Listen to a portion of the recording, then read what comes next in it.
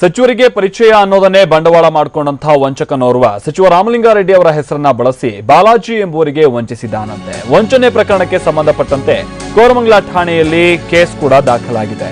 ಬಾಲಾಜಿ ಎಂಬುವರಿಗೆ 15 ಲಕ್ಷ ಸಾಲ ನೀಡಿದಂತಹ ವ್ಯಕ್ತಿ ಹೆಸರಿನಲ್ಲಿದ್ದಂತ ಅಂದ್ರೆ ಬಾಲಾಜಿ ಅವರ ಹೆಸರಿನಲ್ಲಿದ್ದಂತ ಒಂದು ಸೈಟ್ಗೆ ಸುಧೀಂದ್ರ ರೆಡ್ಡಿ ಜಾಮೀನನ್ನು ಪಡೆದಿರ್ತಾನೆ. ಅದಕ್ಕೆ ಬಾಲಾಜಿ ಅವರಿಂದ ಸಹಿ ಸಹ ಪಡೆದಿದ್ದ. ಇದನ್ನೇ ದುರುಪಯೋಗ ಮಾಡಿಕೊಂಡಿರುವಂತಹ ಸುಧೀಂದ್ರ ರೆಡ್ಡಿ ಬಾಲಾಜಿಗೆ ಗೊತ್ತಾಗದಂತೆ ಬೇರೆಯವರಿಗೆ ಹೆಚ್ಚಿನ ಬೆಲೆಗೆ ಮಾರಾಟ ಮಾಡಿದ್ದಾನೆ ಅಂತ ಹೇಳಿ ತಿಳಿದು ಬಂದಿದೆ.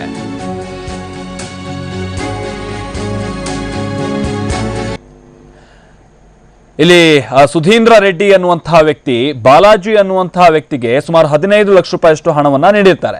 ಶ್ಯೂರಿಟಿಗಾಗಿ ಅವರಿಂದ ಒಂದು ಸೈಟ್ಗೆ ಸಂಬಂಧಪಟ್ಟಂತ ದಾಖಲೆ ಪತ್ರಗಳನ್ನ ಪಡೆದುಕೊಂಡಿರ್ತಾರೆ. ಅದನ್ನ ಈತ ಅಕ್ರಮವಾಗಿ ದುರುಪಯೋಗ ಮಾಡಿಕೊಂಡು ಅಥವಾ ಕೆಲ ದಾಖಲಾತಿಗಳನ್ನ ತಿರುಚಿ ಬಾಲಾಜಿ ಅವರಿಗೆ ಗೊತ್ತಾಗದಂತೆ ಬೇರೆಯವರಿಗೆ ಹೆಚ್ಚಿನ ಬೆಲೆಗೆ ಮಾರಾಟ ಮಾಡಿದ್ದಾರೆ. ಹೆಚ್ಚು ಕಡಿಮೆ ಹತ್ತತ್ರ 1 ಕೋಟಿ ರೂಪಾಯಿಗೆ ಮಾರಾಟ ಮಾಡಿದ್ದಾರೆ ಅಂತ ಈಗ ಆರೋಪ ಕೇಳಿಬರ್ತಾ ಇರೋದು. ಯಾರು? ಸುಧೀಂದ್ರ ರೆಡ್ಡಿ. ಸೈಟು ಬಾಲಾಜಿ ಅವ್ರದ್ದು. ಇದೇ ವಿಚಾರಕ್ಕೆ ಸಂಬಂಧಪಟ್ಟಂತೆ ಈಗ ಒಂದು ಕೋರಮಂಗಲ ಪೊಲೀಸ್ ಠಾಣೆಯಲ್ಲಿ ಕೇಸ್ ಕೂಡ ದಾಖಲಾಗಿದೆ ಅಂತ ಹೇಳಿ ತಿಳಿದು ಬರ್ತಾ ಇದೆ. ಈ ಬಗ್ಗೆ ಮತ್ತಷ್ಟು ಮಾಹಿತಿಯನ್ನು ಕೊಡ್ತಾರೆ ನಮ್ಮ ಪ್ರತಿನಿಧಿ ಸುನಿಲ್. ಇಲ್ಲಿ ಬಾಲಾಜಿ ಅವರು ಬಹುಶಃ ತಮ್ಮ ತಲೆಯನ್ನೇನೋ ತೋರಿಸ್ತಾ ಇದ್ದಾರೆ, ಹೊಡೆತ ಬಿದ್ದಿದೆ ಅನ್ನುವಂತ ರೀತಿಯಲ್ಲಿ ಬಹುಶಃ ಆರೋಪನ ಕೂಡ ಮಾಡ್ತಾ ಇದ್ದಾರೆ ಅನ್ಸುತ್ತೆ. ಏನ್ ಇವರಿಬ್ರು ನಡುವೆ ನಡೆದಿರುವಂತಹ ಡಿಸ್ಪ್ಯೂಟ್, ಇಲ್ಲಿ ಸಚಿವರ ಹೆಸರನ್ನ ಯಾವ ರೀತಿ ಮಿಸ್ಯೂಸ್ ಮಾಡ್ಕೊಳ್ಳಲಾಗಿದೆ ಅಂತ? ಈ ಪ್ರಕರಣಕ್ಕೆ ಸಂಬಂಧಪಟ್ಟಂತೆ ಏನು ಕೋರಮಂಗಲ ಪೊಲೀಸ್ ಠಾಣೆಯಲ್ಲಿ ಒಂದು ದಾಖಲಾಗಿದೆ.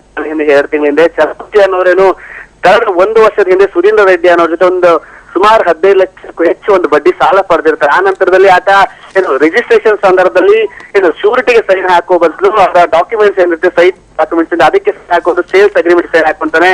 ಆನಂತರ ಅದು ಕಳೆದ 1 ತಿಂಗಳ ನಂತರದಲ್ಲಿ ಕಂಪ್ಲೀಟ್ ಆಗಿ ಗೊತ್ತಾಗುತ್ತೆ. ಗೊತ್ತಾದ ಸಂದರ್ಭದಲ್ಲಿ ಸಾಕಷ್ಟು ಬಾರಿ ಪೊಲೀಸ್ ಠಾಣೆಗೆ ಹೋಗಿ ದೂರು ನೀಡಿದ್ರು. ಜೊತೆಗೆ ಈ ವಿಚಾರಕ್ಕೆ ಸಂಬಂಧಪಟ್ಟಂತೆ ಠಾಣೆಗೆ ಹೋಗಿ ಪೊಲೀಸರು ಮಾತಾಡ್ತಾರೆ. ಆದ್ರೆ ಸುಧೀಂದ್ರ ರೆಡ್ಡಿ ಮಾತಾಡೋ ಸಂದರ್ಭದಲ್ಲಿ ಸುಧೀಂದ್ರ ರೆಡ್ಡಿ ಬೆದರಿಕೆ ಹಬ್ಸ್ಕೊಂಡಾಗ್ತಾನೆ. ಆ ಹಿನ್ನೆಲೆಯಲ್ಲಿ ಒಂದು ಮಾನಸಿಕ ಖಿನ್ನತೆಗೆ ಒಳಗಾಗ್ತಾರೆ. ನಂತರದಲ್ಲಿ ಅವರಿಗೆ ಒಂದು ಸ್ಟ್ರೋಕ್ಸ್ ಆಗುತ್ತೆ. ಈಗಾಗಲೇ ಇದಕ್ಕೆ ಸಂಬಂಧಪಟ್ಟಂತೆ ಪೊಲೀಸರು ಪ್ರಕರಣ ದಾಖಲಿಸಿಕೊಂಡು ಹಿನ್ನೆಲೆ ನೋಡ್ತಾ ಹೋದ್ರೆ ಸುಧೀಂದ್ರ ರೆಡ್ಡಿ ಕಳೆದ ಕೆಲವು ವರ್ಷಗಳಿಂದ ರಾಮಲಿಂಗ ಪರಿಚಯಸ್ಥನಾಗಿದ್ದ. ಇತ್ತೀಚಿನ ವರ್ಷಗಳಲ್ಲಿ ಇವ್ನು ಬರೀ ಈ ತರ ಒಂದು ಫ್ರಾಡ್ ಕೆಲಸ ಮಾಡ್ತಾ ಇರೋ ಹಿನ್ನೆಲೆಯಲ್ಲಿ ರಾಮಲಿಂಗ ರೆಡ್ಡಿ ಅವರು ಸಹ 2 ವರ್ಷಗಳ ಹಿಂದೆ ಆತನ ದೂರ ಇಟ್ಟಿದ್ದು.